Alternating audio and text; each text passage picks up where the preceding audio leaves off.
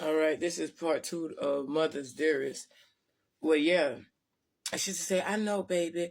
Every time I look at you, Courtney, I remind. See, my mama had a bypass because she tall. She's taller than me. She had a bypass, and and I tell people, y'all better not fuck with that surgery. And her ass went away. I mean, the shape of her went away because I do have her shape, her old shape, you know. And she said every time I look at you, I regretted having that. She said I regretted having that surgery, and I like no, and me always being with the kind heart and stuff like that. And I'm gonna tell you, her mask kind of slipped off the first time I seen it. The way she was talking to my son, Michael, because Michael he was wrong for putting the food under the sofa, but he was a kid. I was gonna clean it up. I was cleaning up behind my chair. So I got on Michael. I said, Michael, go outside. Son. I said, son, I can't touch it because I did pop the shit out of him already. And he fell on the front of the lip. Y'all already know what it was. But yeah, and when I had him go outside with the other kid, I had to talk to my mom. I said, Mom, if I ever hear you talk to my son, I heard you talking the way you was talking to him. She sounded like she hated him. She said, if I ever hear you, no, I said, if I ever hear you talking to my son like that again, you'll never hear from me. And then she would say some shit like, let Leon keep the kids and you just come up here and just go back and get them. I mean, they were just plotting. They was telling me I had land, I had money. I mean, that man gave me all his hard-earned money. Like, he knew. It's just like the guy know where I get my spiritual gifts and stuff from. It like he knew. And he was so smart. And he was, when he died, and they went to go try to claim the money or some shit like that, my dad was so smart, he put the, they thought he put the money in my grandmother's name.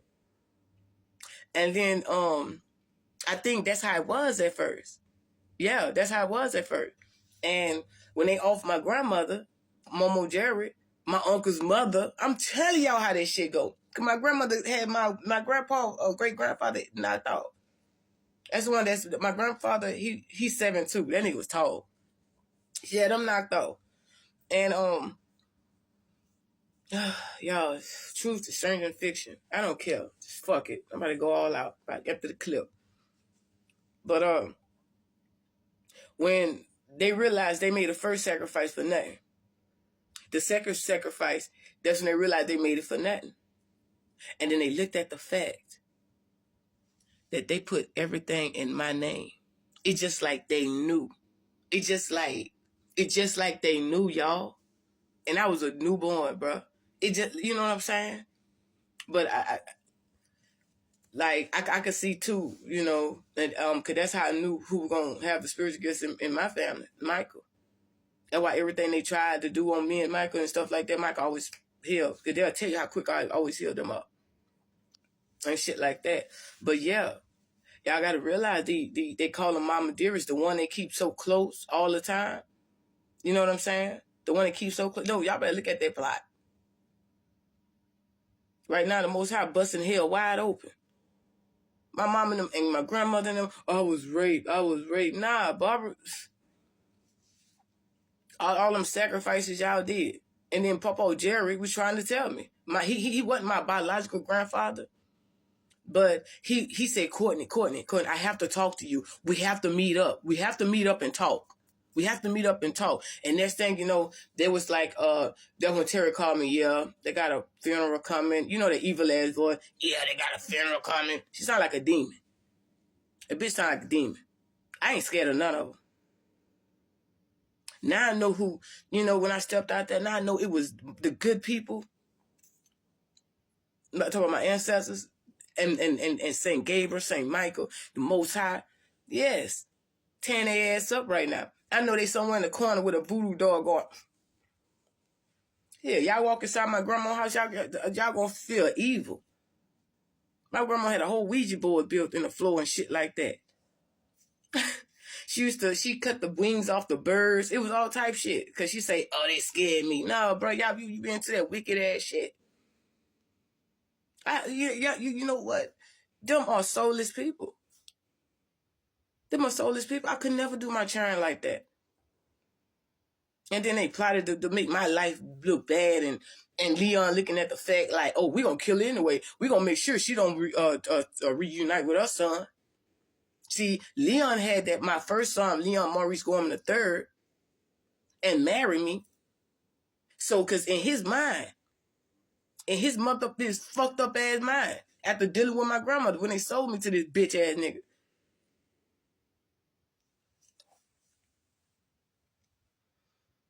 that if he married me and had children with me and anything happened to me, you know, because I could name every setup, a bunch of setups. The first murder charge, the one when Bernice had this bitch ass nigga Frank, that when and she said he's stuck in traffic. No, that was God, nigga.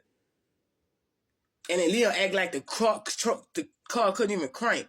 I felt death then, and I can never forget I was praying to God, and I was like, Lord, please don't take me away from my child. And I was thinking about my baby then, and the whole time that and he used to say some shit like, "Oh, I don't have kids to be giving away." Yes, he do. Like, yeah, when people talk like that, it's the opposite.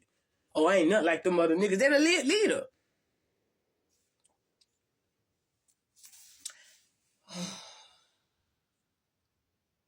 I used to ask God, why me? You know, I understand now.